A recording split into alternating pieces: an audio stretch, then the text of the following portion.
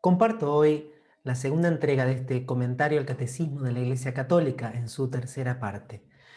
Vamos a preguntarnos quién es el hombre, quién es este ser que está llamado a una vida moral en Cristo. La pregunta por el ser, por la identidad, por la dignidad es clave. Cada criatura que existe tiene una naturaleza y hay un principio filosófico muy utilizado en la antigüedad y también muy querido por la Iglesia que es el obrar sigue al ser. Pensemos, por ejemplo, en una piedra. La piedra siempre actúa como piedra. La piedra no puede actuar como una planta o como un animal.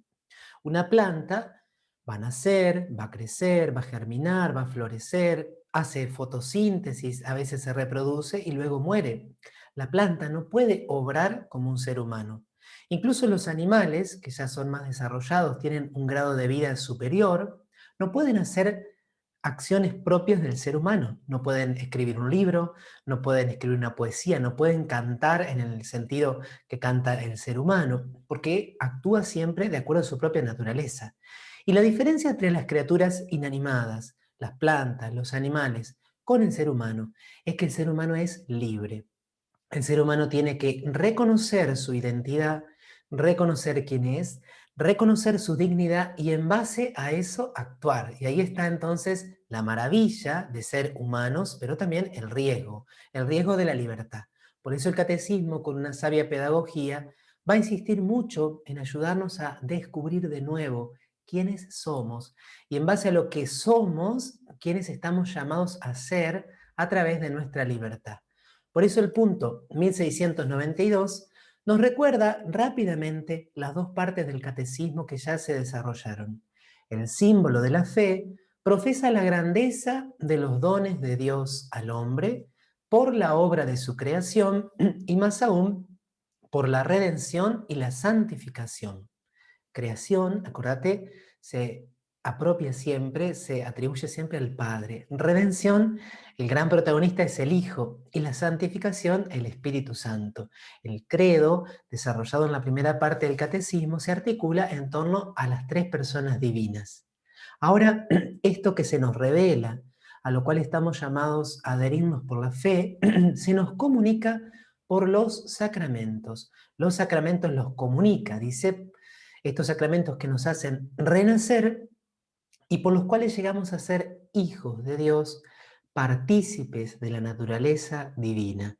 Tanto en el primer punto que vimos ayer como en este aparece esta referencia, partícipes de la naturaleza divina. El obrar sigue al ser. De la naturaleza, de la esencia, surge una serie de dinamismos de acción. Si yo descubro quién soy, entonces voy a poder llegar a realizar por medio de mi libertad lo que estoy llamado a hacer. Los cristianos entonces, reconociendo en la fe su nueva dignidad, son llamados a llevar en adelante una vida digna del Evangelio de Cristo. Vida digna del Evangelio de Cristo. Qué hermosa expresión de la carta a los filipenses. Pero eso solo lo podemos hacer en la medida en que reconocemos esa nueva dignidad, que reconocemos que los sacramentos nos cambian, que el bautismo nos cambia, que la confirmación nos cambia, que la Eucaristía que celebramos y que comulgamos nos cambia. Cambia nuestro ser, cambia nuestra naturaleza en lo profundo. No es solo algo externo, un pequeño barniz o una serie de ideas sugerentes. Es un cambio en nuestra identidad más honda. Entonces, así como los sacramentos nos cambian, cambian nuestro ser, nos unen al Padre, al Hijo, al Espíritu Santo, también nos dan la fuerza, junto con la oración, nos dan la gracia y nos dan los dones del Espíritu que nos capacitan para esa vida digna del Evangelio de Cristo. Y en los tres puntos siguientes, el catecismo se va a detener a hablarnos de cómo es la moral en relación al Padre, en relación a Cristo y en relación al Espíritu Santo. Toda la vida cristiana es vida filial, vida de obediencia, agradar al Padre. Así lo vivía Jesús. Yo hago siempre lo que a Él le agrada. Él estaba siempre íntimamente unido al Padre. El Padre y yo somos una sola cosa. Si Cristo vivió así, unido al Padre, en obediencia al Padre, haciendo lo que a Él le agrada, también vos y yo, los cristianos, somos invitados a vivir bajo esa mirada del Padre que ve en lo secreto. ¿Cómo cambia nuestra vida cuando nos acordamos de que el Padre nos está viendo y de que complacerlo a Él y agradarlo a Él es lo más hermoso que nos puede suceder? Le da una unidad a toda nuestra vida. Y este Padre nos invita a ser perfectos, como Él es perfecto. Esta impresionante frase del Sermón de la Montaña. Nuestra vida también es relación a Cristo, porque estamos incorporados a Él por el bautismo, como dice el catecismo. Hemos muerto al pecado y estamos vivos para Dios en Cristo Jesús.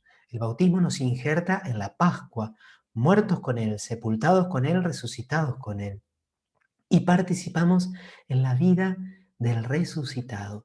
En la carta a los Colosenses se insiste mucho. Ustedes ya están resucitados con Cristo. Por eso busquen los bienes de arriba.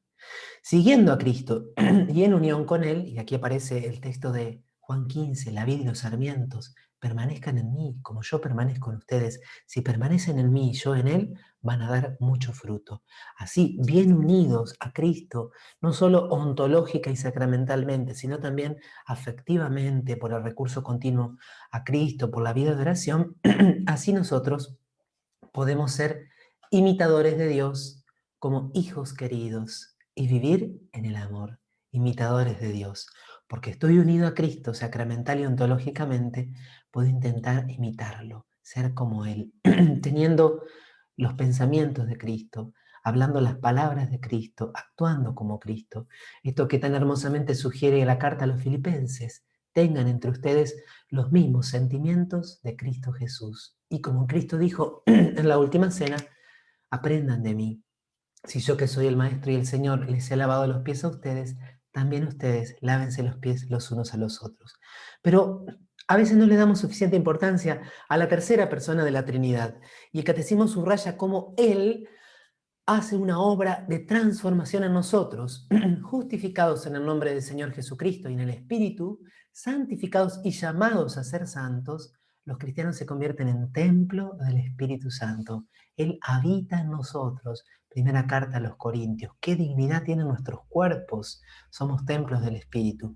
Y este Espíritu del Hijo nos enseña a orar. No sabemos orar como conviene, pero Él viene y nos hace llamar a Dios Abba, es decir, Padre. Se hace vida en nosotros, nos hace obrar para dar los frutos del Espíritu. Nosotros estamos acostumbrados a veces a pensar en los dones del Espíritu Santo que nos disponen a ser dóciles al Espíritu, pero la carta a los Gálatas hermosamente se habla de los frutos. Cuando una persona está llena de la presencia del Espíritu, fructifica en un montón de actitudes, de cualidades, de virtudes, de disposiciones que realmente hacen nuestra vida mucho más bella, mucho más hermosa. Y el Espíritu, por la caridad operante, sana las heridas del pecado. Qué hermoso, el Espíritu como el médico, el Espíritu que como unción suaviza y sana nuestras heridas. Nos renueva interiormente y nos transforma espiritualmente. Sanar, renovar, transformar. Esa es la obra del Espíritu, iluminándonos y fortaleciéndonos para vivir como hijos de la luz por la bondad, la justicia y la verdad. Tenemos tanto, tanto, tanto para crecer en nuestra comprensión de la presencia del Espíritu, pero qué lindo que el Catecismo nos traiga todos estos textos de las cartas de Pablo, del Antiguo Testamento, pero aquí sobre todo del Nuevo Testamento. Hay una nueva vida que vos y yo estamos invitados a vivir en relación con el Padre, con el Hijo y con el Espíritu Santo, dejándonos transformar e impulsar por su amor. Que Dios te bendiga.